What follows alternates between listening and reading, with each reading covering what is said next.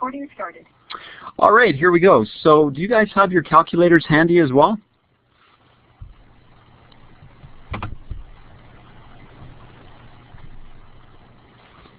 Okay, right on.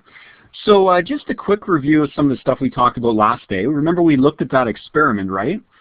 And we talked about the fact that, you know, when the can's just sitting there, when the pop can's sitting there normally, there's two types of pressure, right? There's an inside pressure that presses on the outside of the can, and there's an outside pressure that kind of wants to make the can crumple in, right? So the steam pressure wants to make it bulge. The atmospheric pressure makes it want to crush, okay? So we could say here, we talked about this last time, that if the steam pressure is greater than the atmospheric pressure, the can is going to burst, and the can will collapse if the atmospheric pressure is greater than the steam pressure. That makes sense, right?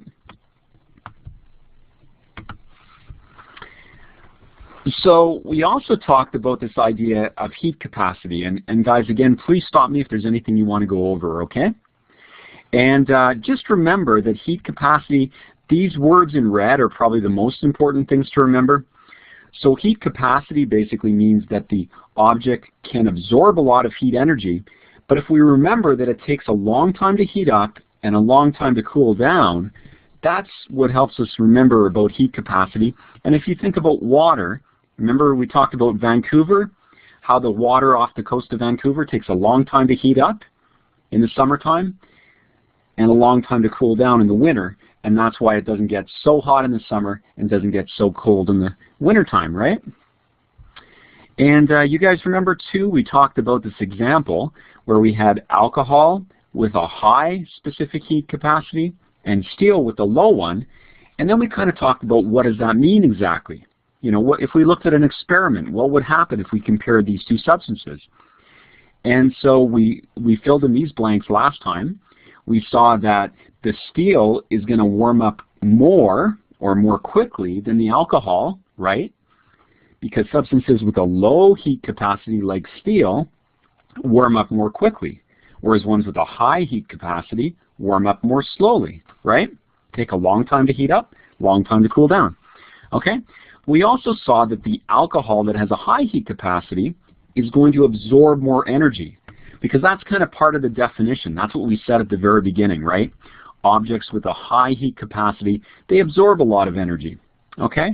So in this situation, the alcohol is going to absorb more energy, more heat energy. Does that kind of make sense? Okay, and this is review from last day. So it's good just to kind of tie things together again, just really quickly. Remember we also talked about work equals force times distance.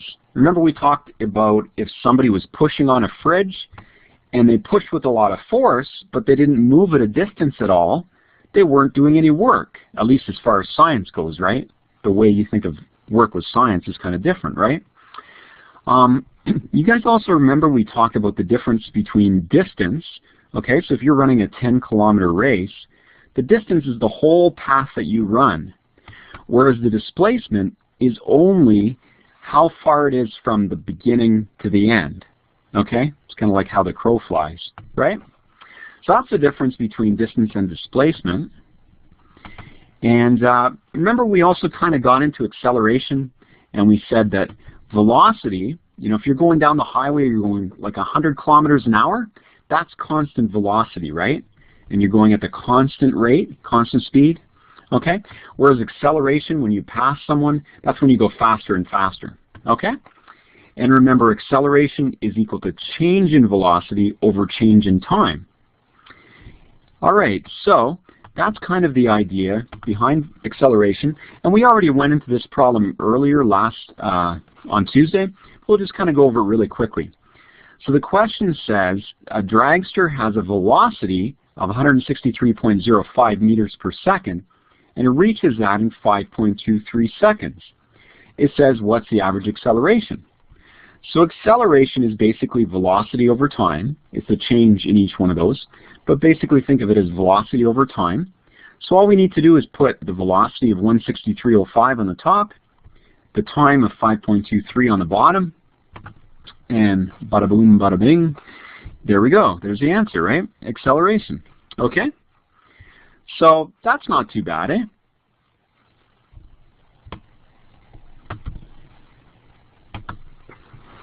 Hopefully not too bad. Right on. Okay, now we're going to talk a little bit about kinetic energy. This is kind of a cool picture of a bullet. And so kinetic energy depends on two things. Can you guys remember what kinetic energy is, basically? What kind of objects have kinetic energy?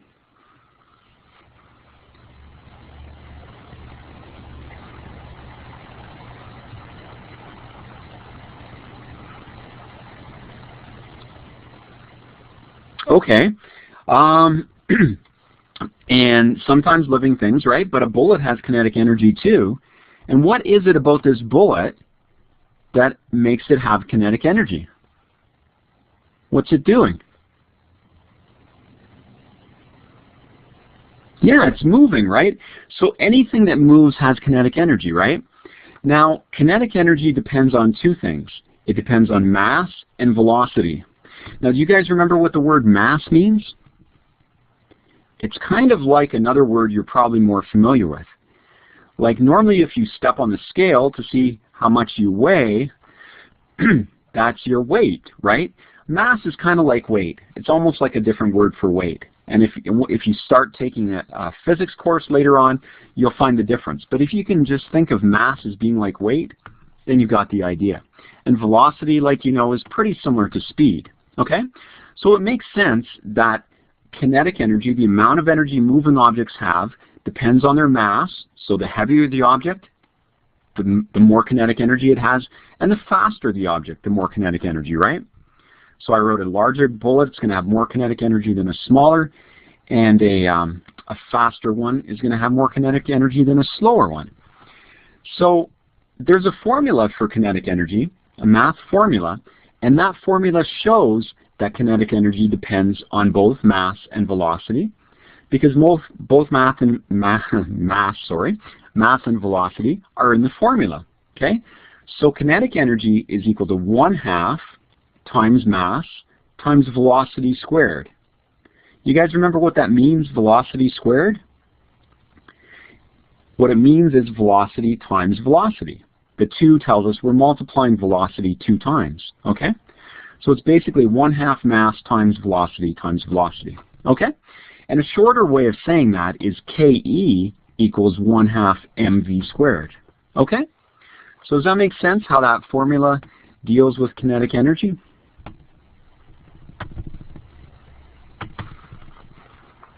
All right. So now let's kind of look at a problem that deals with that.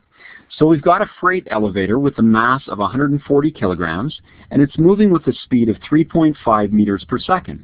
And the question says, what's its kinetic energy? So the first thing we want to do, of course, is use the formula we just learned for kinetic energy, right? So here's just a little quick test to see if you guys are on your toes. What is that formula for kinetic energy? Do you remember what it is?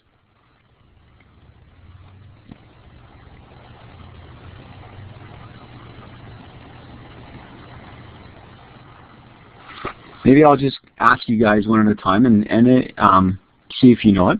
CN, what do you think? The formula for kinetic energy. What do you think was in that formula? Which things did we say are in that formula?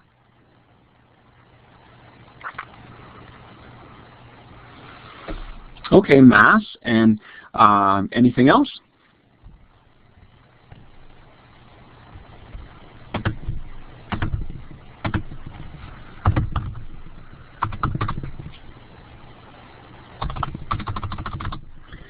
Julianne, any idea? What else was in there?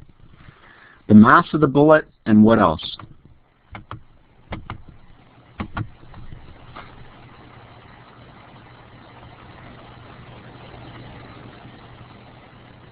Okay, good, the velocity.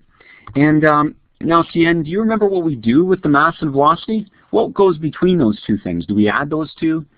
Subtract them, multiply, divide? Okay, we multiply the two, good.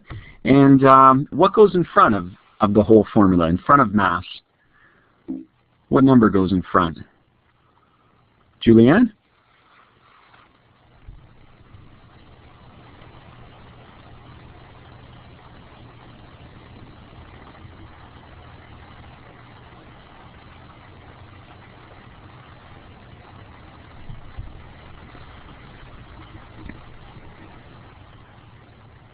Okay, it's a 1/2 in front, and then remember with the velocity, it's squared, right? It's velocity times velocity. Okay, so that's our formula there. KE equals 1/2 mass times velocity squared. Good stuff. So now we just have to use our formula. Okay, so when we use our formula, we're going to have 1/2 times the mass. How much is that going to give us when we take 1/2 times the mass?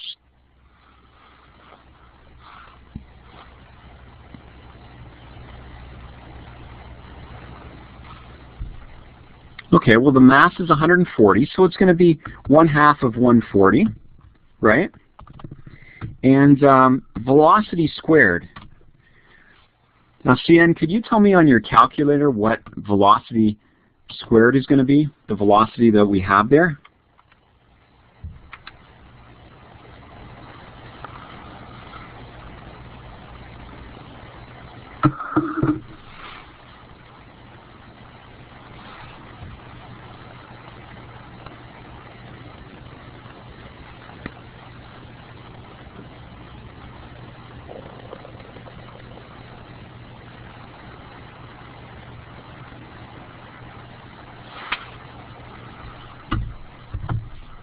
Okay, that's right. You took 3.5 and then you pressed x squared on your calculator and you got 12.25. That's right. Good stuff. So when we took 1/2 of, I wrote 14 accidentally, that should be 140. 1/2 of 140, that should give us 70. And then we multiply that by, like CN says, that's going to be 12.25. Okay? So we've got 70 times 12.25, and that should give us 857.5. Okay? So does that make sense how we worked that out, guys?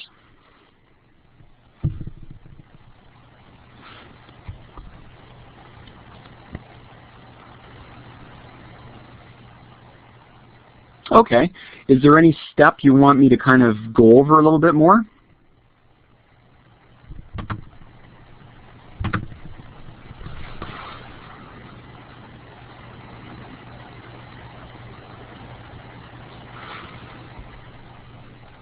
So basically our mass, this should have been 140. I can't squeeze it in there now. We're taking 1/2 of 140. So we're taking 1/2 of the mass, which is 70.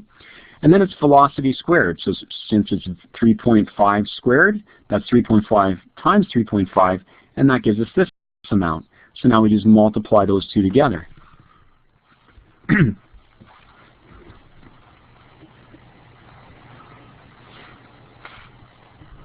Okay, good stuff. So let's go on to the next one then. And you can look on the PDF file that I'll send with you guys later on. And you can see the whole thing worked out here, step by step. Okay? So that's what we just went over though. And so we've got another question here. And this question is just asking us to do the same thing. Maybe I won't go over this one. Well, how about I go over it really quickly, okay? Just so we see the whole thing put together again.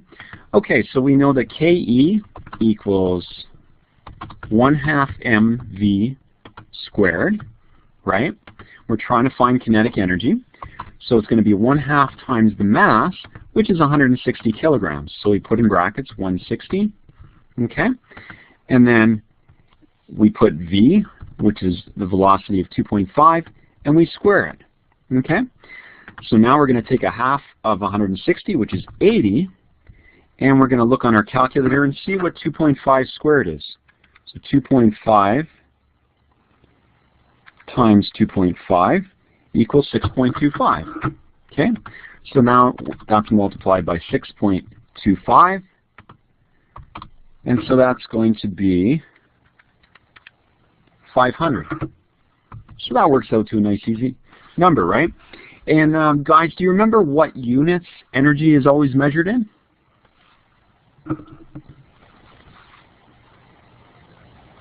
It's the same thing as work. Both work and energy are both measured in the same units. Yeah, it's joules. That's right. Good stuff. Okay, so now we have another question that's going to use kinetic energy again, but it's a little bit different. The last two questions we were finding the kinetic energy. This time we want to find the mass using the same formula. Okay? So we want to find the mass. So let's see how we're going to do that. Okay, so again we say Ke equals 1/2 mv squared. And this time we know what Ke is. In fact, normally what we do is we want to say what we know at the very beginning. So I'll put given, I'll say given velocity, maybe I'll just say v to make it short, equals 7.2, and Ke equals 9.6. Okay? So we're given that, and so now we can plug in, under Ke, we can plug in 9.6, and we write 1/2, and we don't know the mass, so we're just going to write m, okay, because we don't know what that is. That's what we need to find. We do know velocity, so instead of saying v squared, we're going to say 7.2 squared. Okay? So now let's see where we can go from there. Well, we can figure out what 7.2 squared is, so we press 7.2, press x squared on our calculator. That's one way to get it. That gives us 51.84. So the next step, we write 96 is equal to 1/2 m, and that's multiplied by 51.84. Okay, now we want to get just m on the right side. That's what we're after. And we've still got some numbers. The 1/2 there is multiplied by both the m and the other number. So since it's multiplied by the other number, we should go ahead and multiply that 1/2 by that number, the 51.84, and then we'll just have a number that goes together with the m. So if we multiply 1/2 by that, we get 25.92. So now we have 9.6 equals, and we're going to put that 25.92 in front of the m. Okay? Because numbers should always go in front of variables or letters. Okay? So, where are we going to go from here now? So first of all, guys, does this make sense, what we've done so far in this solution? We're going to try to find m, but does it make sense what we've done so far?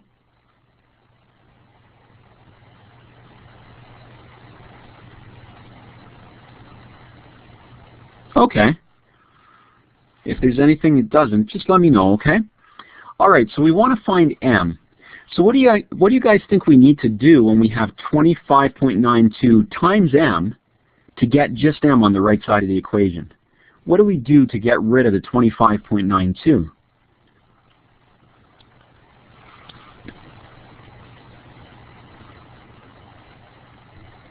Remember, it's 25.92 times m, and what's the opposite of 25.92 times?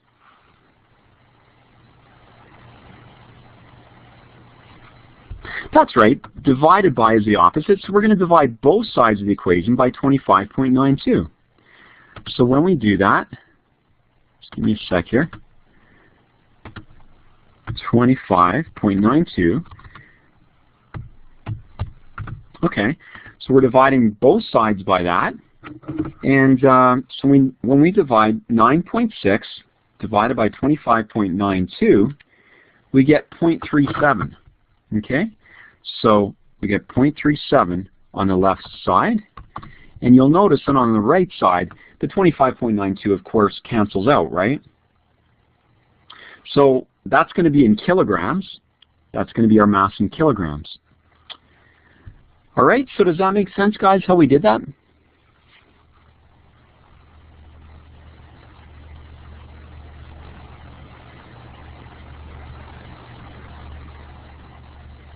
Okay, good. So again, practice these again, guys. Make sure you can get them. If you can't, please send me an email, okay? Very important. So here's the same solution that I just went through. And again, you can read this later on so you can familiarize yourself with it, okay? But we're going to skip on to the next one at this point. So at this point, we're going to talk about something different. We're going to just talk about all the different kinds of energy. We've already kind of talked about some of the different types. We've talked about kinetic energy, but let's talk about a few different types of energy. So again, kinetic energy is the energy of motion. Now, thermal energy is the energy of, it's heat energy, right? And maybe you've heard someone talk about like a thermal blanket or something like that. You know, that's a blanket that helps you stay warm. Maybe you've seen like a runner who runs a long distance marathon and or something like that. Maybe that's not a good example. A better example is because generally if you're running a lot, you're going to be too hot, right? A better example is someone who's been outside a lot, right? And they're really, really cold, and maybe they need a thermal blanket, right? Which is like one of those silver blankets that can just heat them up pretty quickly. Okay, so that's thermal energy, and of course the sun produces thermal energy. Now chemical energy, that's the energy that's found inside chemicals, right? It's found inside the bonds, chemical bonds that hold together the chemicals. So a lot of things that burn, like if you think about different things like gasoline or methane, those are called hydrocarbons because they have hydrogen and carbon. Those are the two elements in them. Okay, so they have chemical energy stored in them.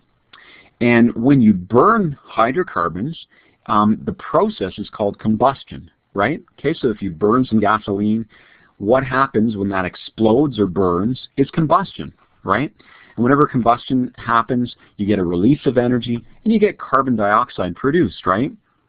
And you guys have probably heard about people's concern about carbon dioxide, that maybe there's lots of carbon dioxide up in the atmosphere, and maybe that's changing the climate of Earth.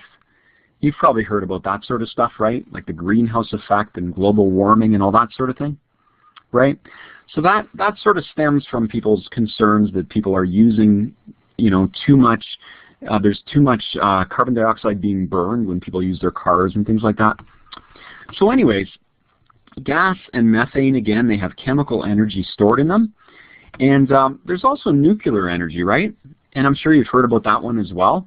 You know, some people are concerned about nuclear energy because it can be more dangerous. You know, it produces these different chemicals that are stored in the ground. As long as they're stored properly, it can be okay, but, you know, it can be a little more dangerous.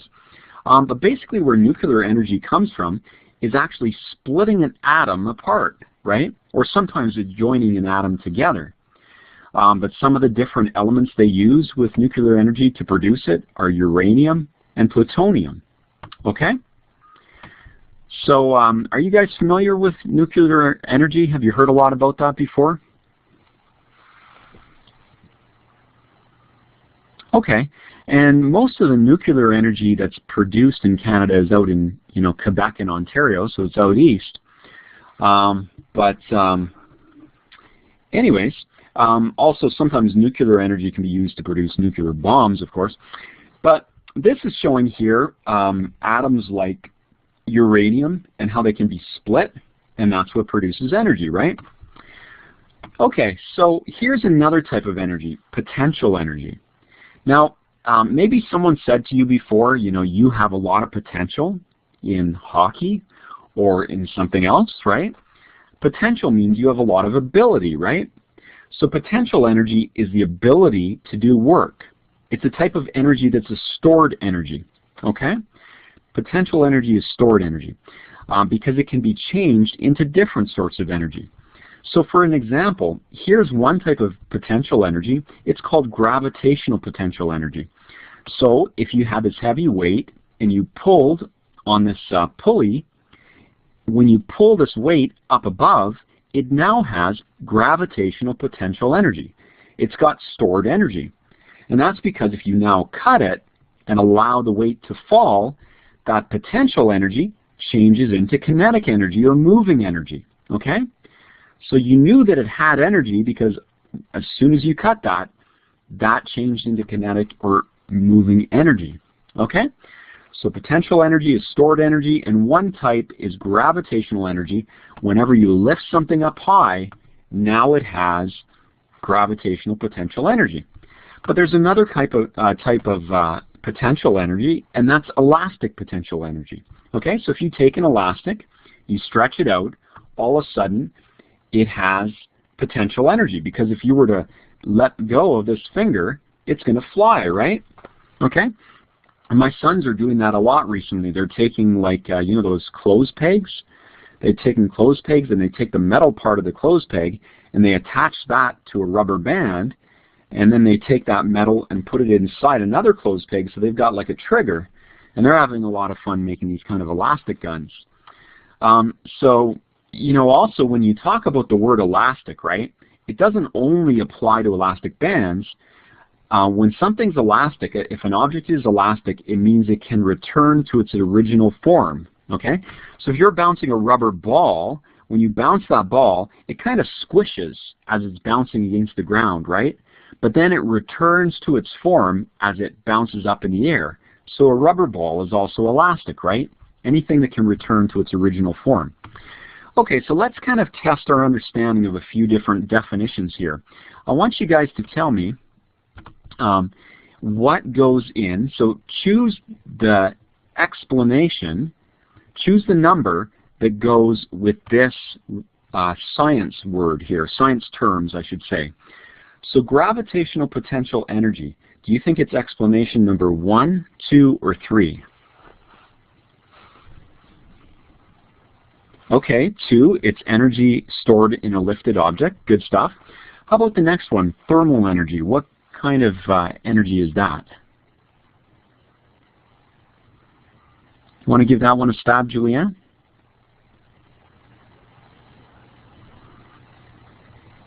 Okay, that's heat energy.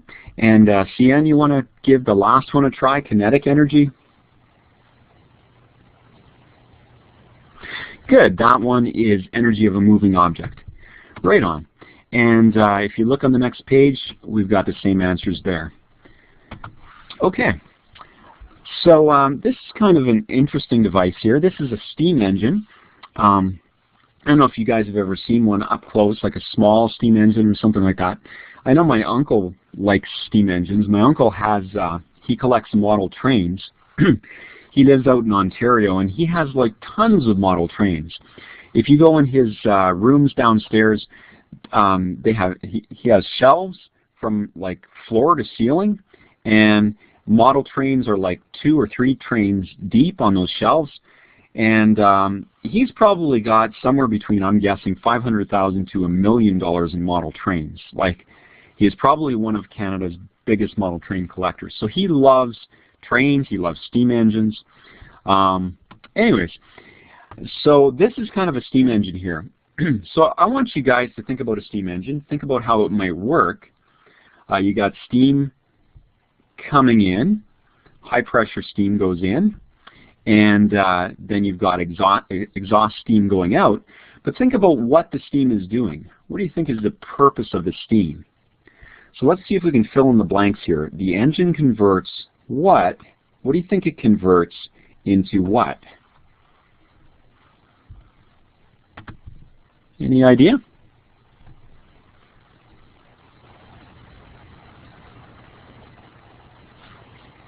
Well, we know that it's going to convert steam, but what's special about steam in this engine is that the steam is under pressure. Okay, so we could say steam pressure is being changed into, what do you think is going to be the use of this engine? Like if you had a steam engine running a train, what kind of energy is being produced from the steam that's under pressure?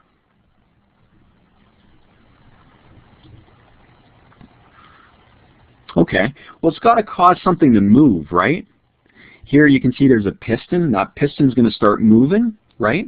So we could call that kinetic energy, or we could call it mechanical energy. Is sometimes another way of saying it, right? Okay? It's just like with the car, you change the gasoline's energy, that chemical energy, again, into mechanical or kinetic energy. Okay? So that's what a steam engine does.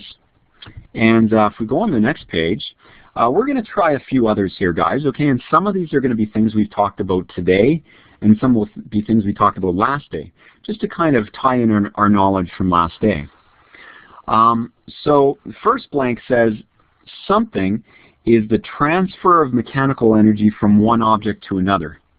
And maybe I'll just ask you guys one at a time, and if you don't know, that's okay. What do you think, CN? What is the transfer of mechanical energy from one object to another? Any idea?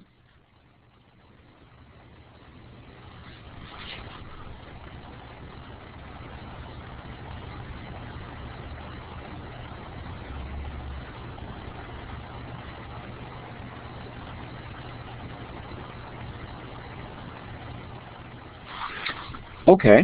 Do you remember we talked last day about if we were hitting a golf ball, you know, if you hit a golf ball, you're doing something to the golf ball. Okay. Basically, what I was after is it's work. Okay. So work is the transfer of energy. Okay. You might remember last time we kind of said that work and energy are sort of similar. Okay. If you do work on an object, you're giving it energy, okay? And we said that both work and energy are measured in joules, okay? So whenever you're transferring energy from one object to another, that's work, okay? All right. Now, Julianne, what do you think? What is the average kinetic energy of the particles in a substance? Do you remember what that is?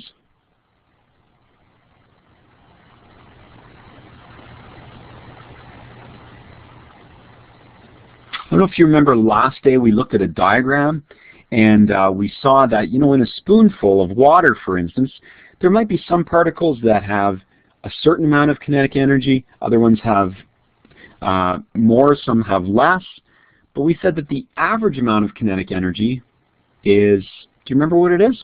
Any idea?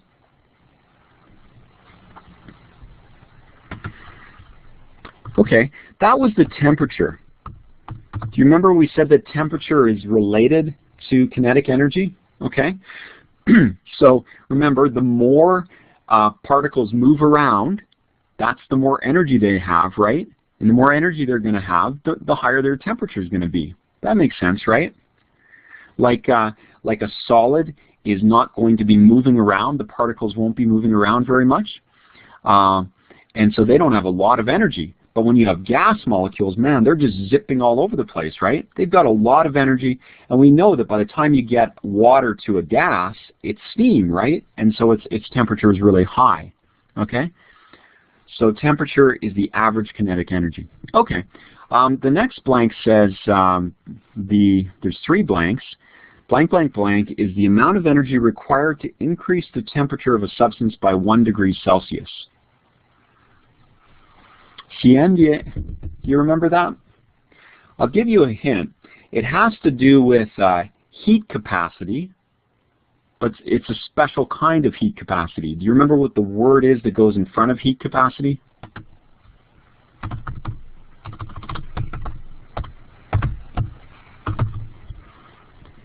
It's similar to the word special. It's specific. Okay, so when we're looking at the specific heat capacity, that's the amount of energy required to increase the heat of a substance, the temperature of a substance, 1 degree Celsius. Okay? All right. We talked about a certain word that has to do with when hydrocarbons are burned. It was a C word. Okay, I'll ask this one to Julianne. When hydrocarbons are burned, what's the process? It releases energy, produces carbon dioxide.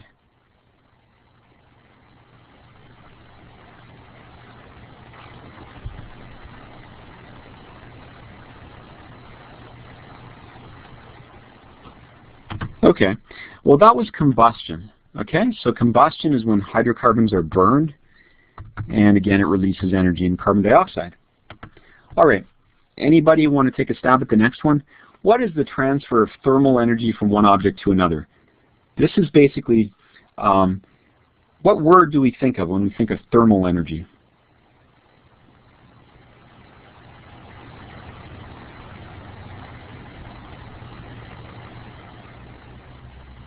Any idea? Talked about like a thermal blanket. Okay, well that's heat. Heat is the transfer of thermal energy. Okay, so really practice these guys later on, okay, so that you know these well. Next question. It says the type of energy that is stored. Can you guys remember what type of energy is stored energy?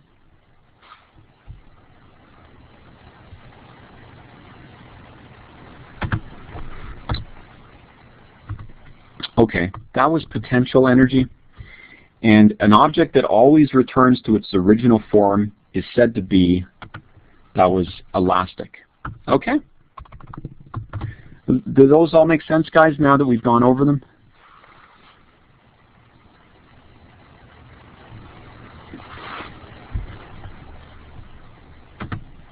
Okay, I'm just going to read them one more time, just so they kind of get into our brains just a little bit more, okay? So work is the transfer of mechanical energy from one thing to another. Okay, remember, it's like the person was doing work on the golf club to swing it, and then the golf club was doing work on the golf ball. Okay, so work and the transfer of energy always involves work. Temperature is the average kinetic energy of particles. Think about that spoon with the different amounts of energy. It's the average. Okay.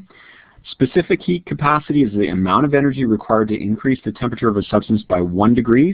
Okay, so always remember that 1 degree part of it makes it specific heat capacity. Then there's that word combustion. To combust means to explode, okay, or to burn. When hydrocarbons are burned, it releases energy, produces carbon dioxide. Okay, and then heat is the transfer of thermal energy. Okay, so thermal, think of that meaning heat.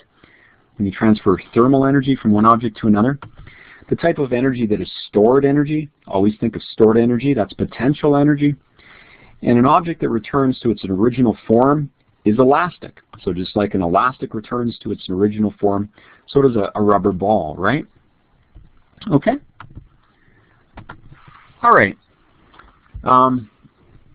Now, do you guys want to get a drink at this point or something like that?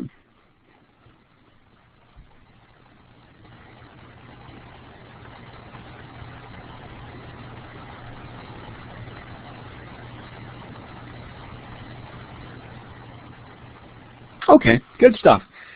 Well, let's continue on then. We're going to talk about the difference between scalar quantities and vector quantities, okay? So basically, only vector quantities have directions. So both vector and scalar quantities have units, but only vector have directions. So some examples of scalar quantities are distance and speed, okay? So they have units, but they don't have direction. And later on, we'll see how that makes sense a bit more. Okay? Now, vector quantities, I should say, include displacement and velocity, and they have both units and direction. So let's see an example of why vector quantities also have direction. So we're going to look at the difference between displacement and distance. Okay? So here's a diagram you guys already saw before. Now here's distance. Can you see why that doesn't really have any direction? You're going all over the place, right? So you can't really say there's any one direction, right? But the displacement is from one place, the beginning, to the ending. So it's, when we think of displacement, we think of a line or an arrow that shows us the direction of the displacement. And you can see that it has a very definite direction, right? It's south and it's east, okay? So when we give an answer for displacement, we wouldn't say, well, the displacement is 6 kilometers. We would say it's 6 kilometers southeast, because that's the direction this points in. Okay? So does that make sense why displacement has direction, and therefore displacement is a vector quantity, whereas distance has no direction, and it's a scalar quantity? So let's look at another example then. Another example of two different things, one being a scalar, the other being a vector. Speed is a scalar quantity, and velocity is vector. Well, the reason why speed is a scalar quantity is because the definition for speed is change in distance over time. And remember, we said that distance does not have direction, right? So since distance doesn't have direction, speed, which has distance in the definition, is also going to be scalar. Since distance is scalar, speed is scalar. okay, because it's part of the definition. Whereas velocity has displacement over time. And displacement, we already saw, it has direction, right? So velocity has to be a vector quantity as well. Does that kind of make sense, the difference between scalar and vector, and how vector quantities always have direction?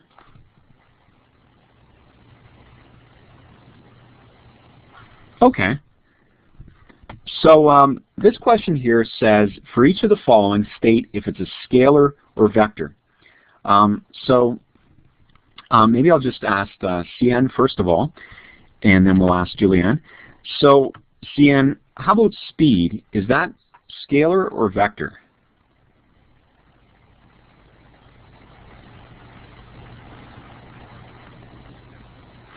Well, remember the definition for speed is distance over time. And is distance scalar or vector?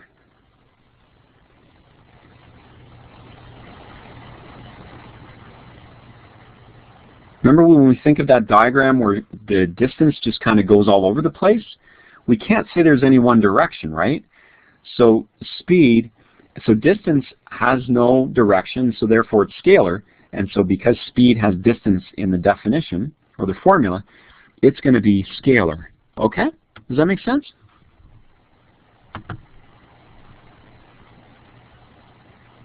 Okay. How about displacement? Is that going to be scalar or vector? Julianne, what do you think?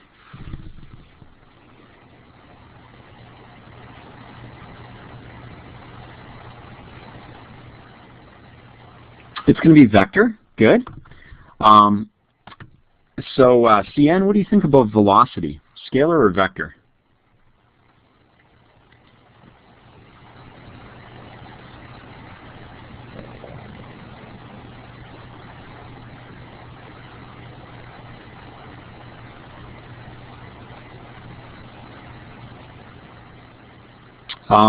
Remember, with speed is scalar and velocity is vector, right?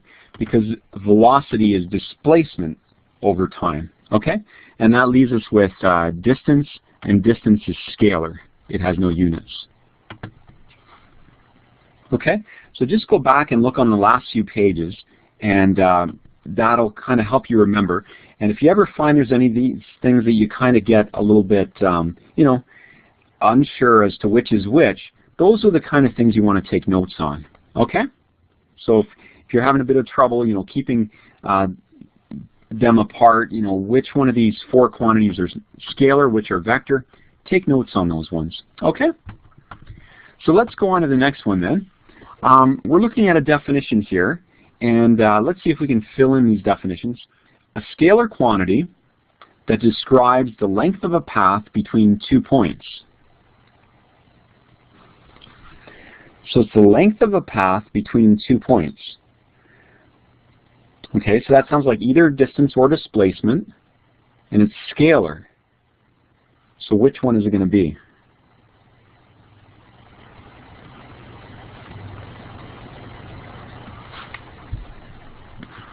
Okay, well that's going to be distance, okay, because distance is scalar.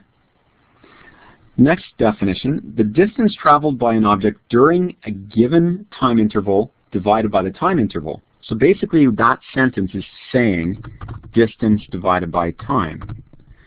And distance divided by time is a definition for, that's going to be a definition for speed, right? Speed is distance over time, whereas displacement is velocity over time. Okay?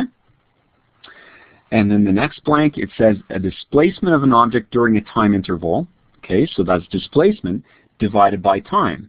Okay, so displacement over time, that is a definition for velocity. Okay? All right, so practice those ones, guys, okay? So we got the next question here. It says some teenagers are training their dog to carry messages between the store where one teen works and the restaurant where the other works. They want to find out how long it will take the dog to make the trip. They measure the displacement between the store and the restaurant and find that it is 1.5 kilometers west. And again, you notice because it's displacement, it's vector, it's got a direction, right? While training the dog, they time it with a stopwatch to find the time to be 12 minutes. What was the dog's velocity in meters per second? Okay. Now you'll notice, guys, when we have this problem, we've got a displacement in kilometers, we've got a time in minutes, and then the question's asking what's the velocity in meters per second. So we've got kilometers, minutes, and meters per second. We've got some of the distance is in kilometers, some is in meters, some of the time's in minutes, some's in seconds. So we're going to have to kind of choose one or the other. Okay? So if we're going to find the velocity in meters per second, we're going to think, well, what's the definition for velocity, right? Okay?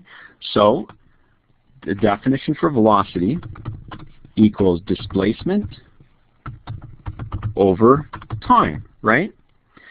So what we're going to have to do then, if we want to find velocity in meters per second, we're going to have to take the kilometers that we're given and change them into meters, right? And if we're going to find this 12 minutes in seconds, we're going to have to take that minutes and change it into seconds. So let's do that then. Let's change the kilometers into meters. Can somebody tell me what 1.5 kilometers is in meters? How many meters is that?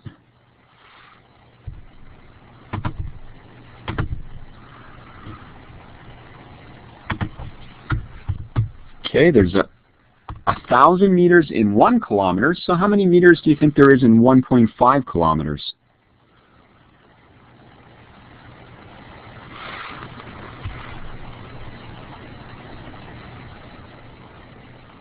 Yeah, that's right. Good stuff. There's going to be 1.5 or 1.5 times 1,000, which is 1,500 meters. And 12 minutes. How are we going to change 12 minutes into seconds? What are we going to multiply that 12 by to get seconds?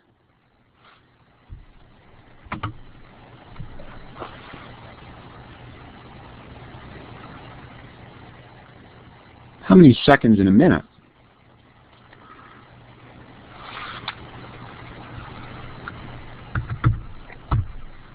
You guys know this one, right? Of course, 60 seconds in a minute. So we're going to multiply 12 minutes by 60. 12 times 60 equals 720 seconds. Okay? So now we've changed our kilometers into meters, we've changed our minutes into seconds, and now we can use those two numbers, 1,500 meters and 720 seconds, and now we can use the velocity formula. Okay? So our displacement is going to be 1,500 meters, and our time is going to be 720 seconds. Okay? So we just do the math. 1,500 divided by 720 equals 2.08. Okay, so 2.08 meters per second. So guys, does that make sense how we did that one?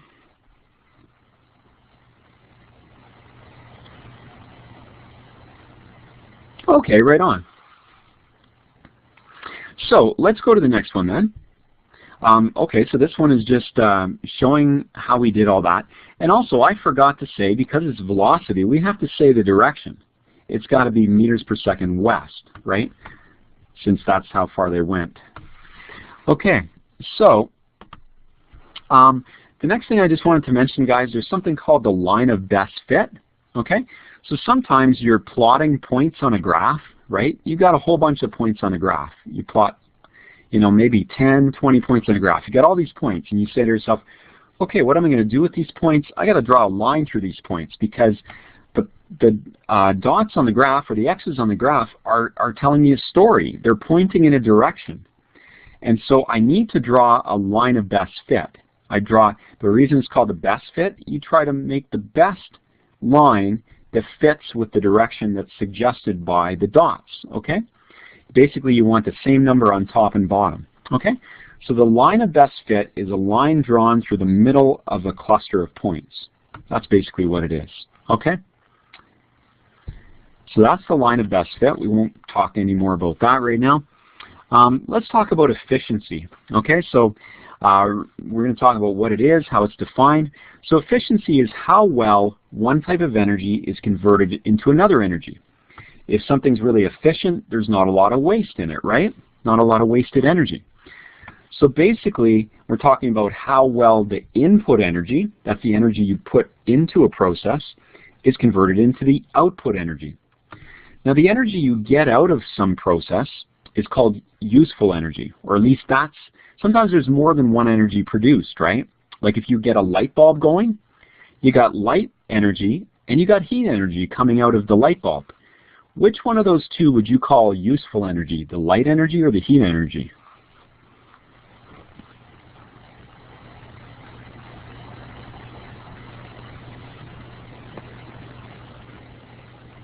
Just think about what the purpose of a light bulb is. Yeah, it's the light, because the heat's not doing you any good. You're trying to light the room. That's right. Okay, so useful energy is the energy that performs a useful task or job. Okay, so here's the definition for efficiency. It's useful output energy divided by input energy times 100%. So we'll look at an example then. Okay, I just put this movie here, a little picture of the movie. Have you guys seen this movie before?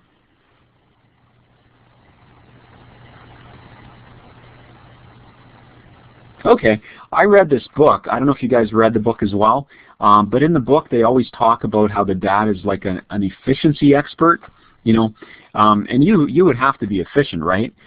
Because efficiency is all about, you know, being really good at doing things quickly and not wasting time or wasting energy, and you'd have to be that way, right, if you had 12 kids. So it kind of makes sense, I guess. Okay, let's look at an example then of how we're going to use the formula. So if you had 100 joules of electrical energy, and that's being used to produce 20 joules of heat energy in a stove, find the percent efficiency of the stove. Okay, so we want to divide the output energy by the input energy, okay? Because the output energy is always going to be less than the energy that you put into it, right? That's why you want the output energy on top, okay? Because efficiency is going to be less than 100%. So the output energy, what you get out of it, the useful output energy is heat energy. You know, maybe the stove is going to produce some light as well, the element, but that's not going to be useful energy, so we're looking at just the heat energy.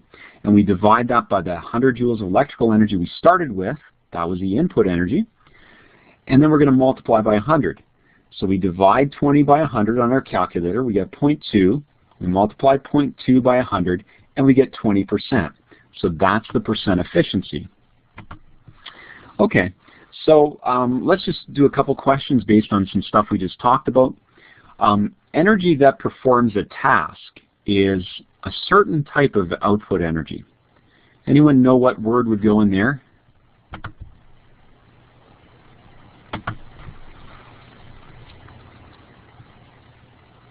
So for instance, if we're lighting a light bulb and we're talking about the light energy that is produced, what kind of energy is that light energy?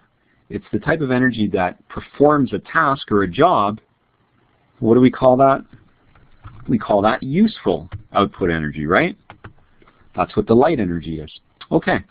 So question 31 says, let's say we were looking at how well electrical energy could be converted into light energy. Now if we had 1,000 joules of electrical energy and that produced 12 joules of light energy, we want to find the percent efficiency. So can you guys tell me, are we going to divide 100 joules by 15 joules, or are we going to divide 15 joules by 100 joules in our formula?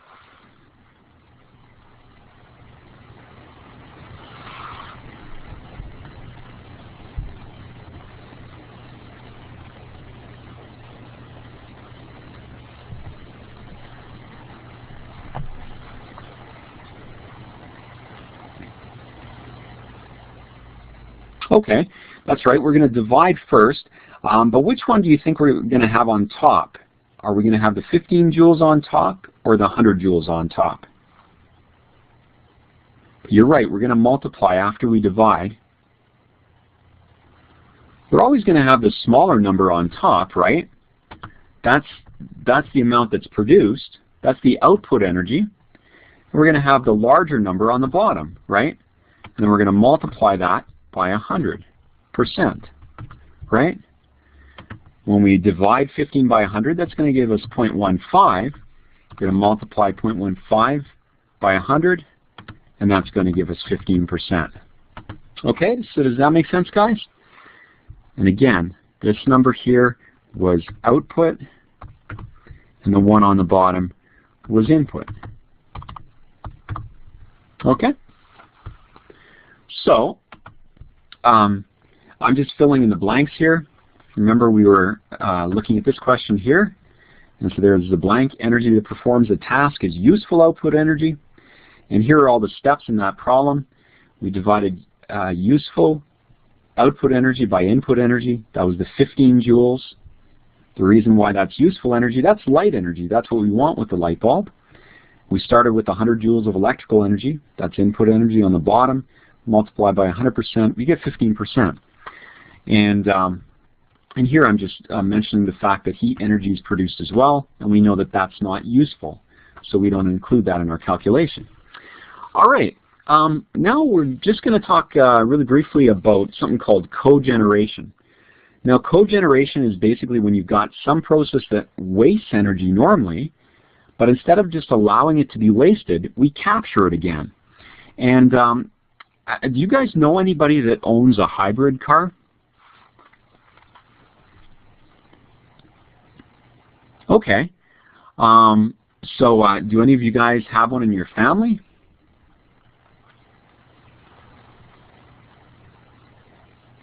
Okay. Hybrid cars are pretty cool, right?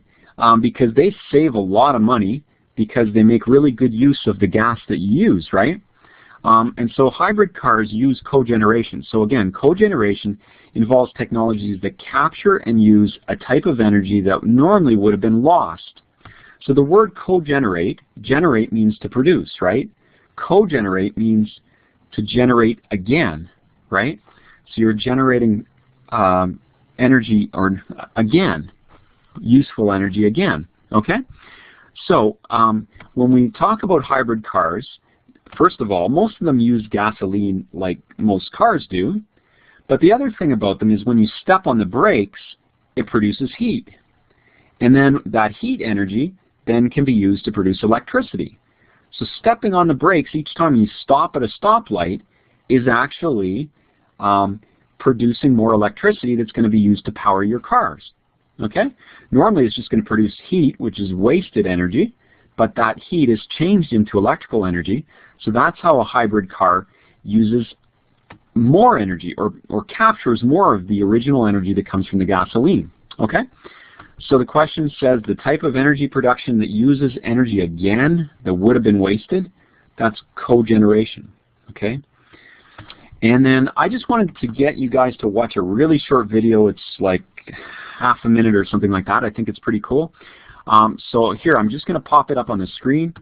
Just let me get it. I actually have it. I might have to log into the school real quick because I actually put the link on the school, so it won't take me too long. It'll just be a sec here.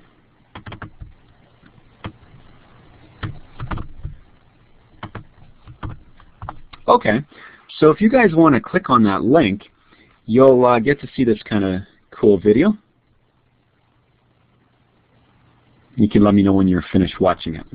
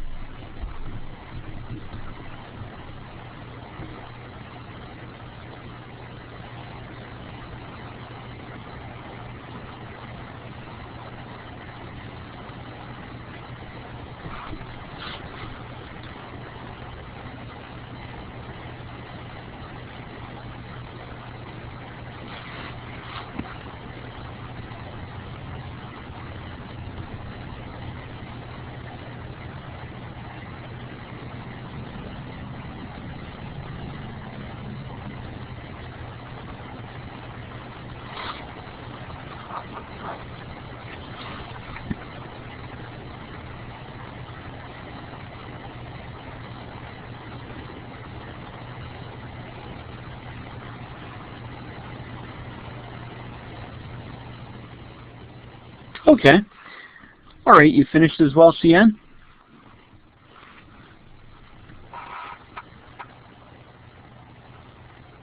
Okay, good stuff. So hopefully you guys enjoyed that.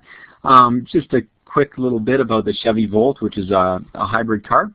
And we'll just go on to, we're getting close. We're at the last page here. And so this is the last question we're going to work on right now. So this question here is talking about a question it's talking about a situation, I should say, that deals with efficiency. So let's see if we can figure it out. It says a pitching machine uses 325 joules of electrical energy to pitch a .320 kilograms baseball.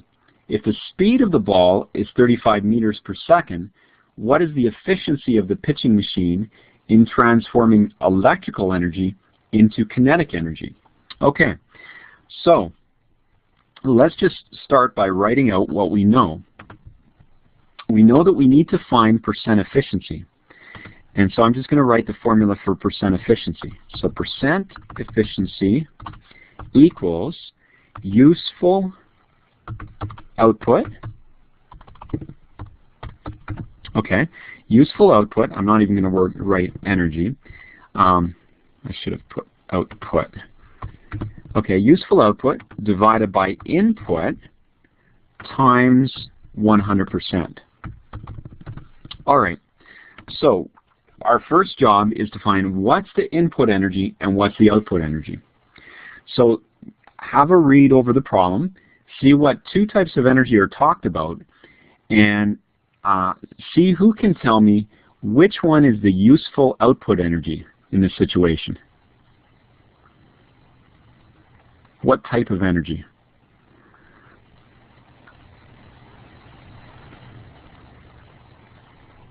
Remember, the one you start with is transformed into the other one, right?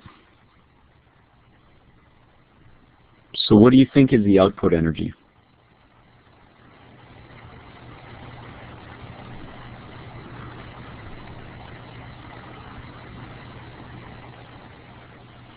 Remember, the output energy is what you get out of it. So would you agree that it says that since you're transforming electrical into kinetic, that the kinetic energy is the output energy? Does that make sense?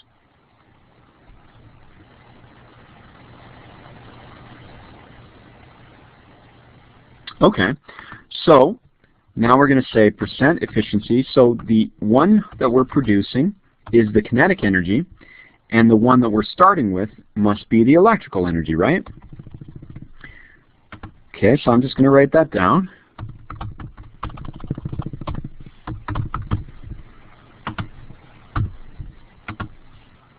Okay, so now we just need to figure out what the kinetic energy is.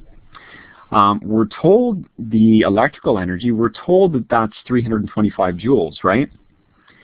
But we don't know what the kinetic energy is. So we need to figure out what the kinetic energy is. Okay?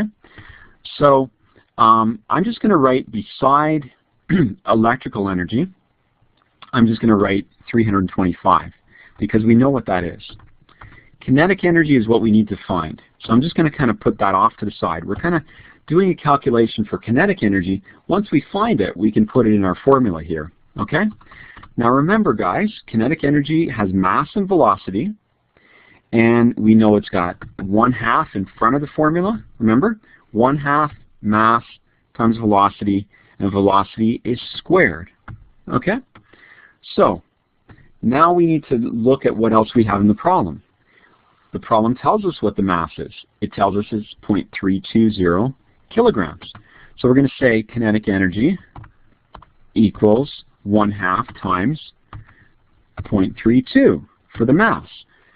Have a look at the question again for what it talks about as far as the velocity. It says the speed of the ball, sometimes we use speed for velocity, speed of the ball is 35 meters per second. Okay?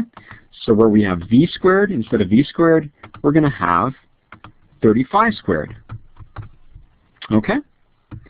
So now let's continue on and see how we solve that. Okay, we're going to have to find a half of 32, or 0.32, sorry, 0.32 divided by 2, or times a half. That's going to give us 0.16. Okay? So 0.16, and that's times 35 squared.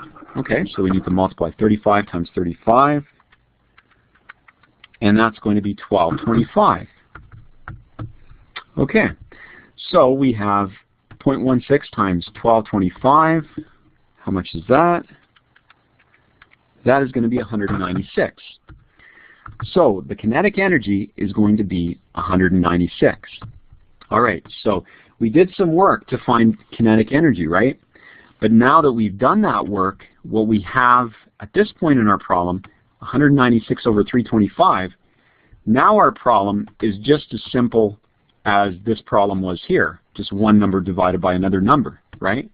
So we had to do some work to get the kinetic energy to go up here, but once we did it, now we just have one number divided by another, we'll get a decimal, and we multiply that decimal by 100%. And so if you want to see the whole thing played out, it's right here. So try this one, guys. Make sure you can get it. You know, if you can't, go back and listen to the recording again. You know, look at the explanation. You know, right here it gives you the whole explanation. And if you have any questions, let me know, okay? But I really want to encourage you guys to practice all the questions we went over both Tuesday and today, because the questions that are on the test are really, really similar to these ones, okay? So if you can get these questions, you can get the ones on the test, okay?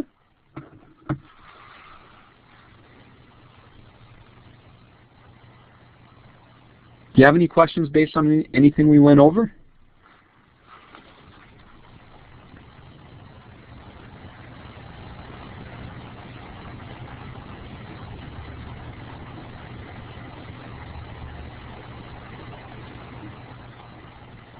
Okay, good stuff. So again, practice all those questions that are on the PDF file. I'll send you the PDF file. I think we should write the test pretty soon. You know, the stuff should be fresh in our mind. It'll give us enough time to practice it. But I'm thinking that maybe Tuesday of next week might be good to practice the test. Do you guys think that'll be enough time to give you to, you know, go over the recordings if you have to and practice these questions again? Should we make it Tuesday or should we make it Wednesday?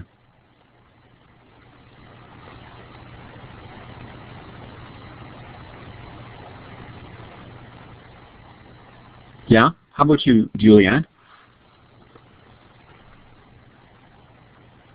Okay, let's go for Tuesday of next week then. And again, practice all the questions. Watch the recordings again. I'll send you the link to the recordings, you know, once they're made. And you can watch them again if you like.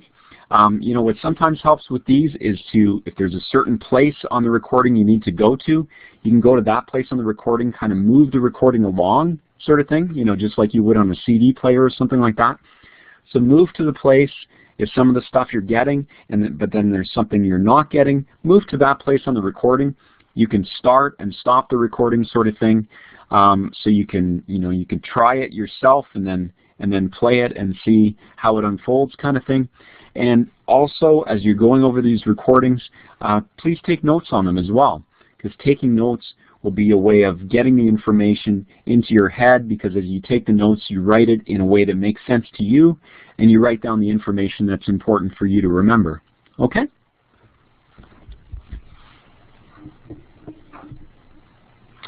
All right, well, I want to thank you guys again for coming to the session, and I'll send the test to your parents, you know, for Tuesday. And I hope you guys have a great rest of the week and a really good weekend as well.